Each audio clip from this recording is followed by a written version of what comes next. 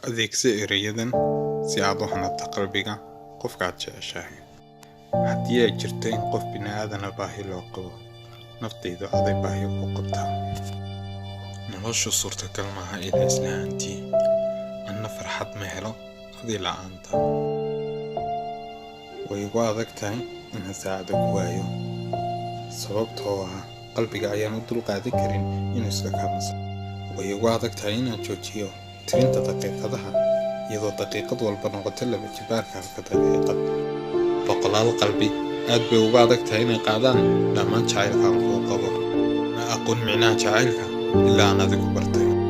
Waxaad tahay iftiinkayga, waxaad tahay muraayadda qalbigayga, waxaad tahay mustaqbalkayga maanta, beri iyo weligeedba.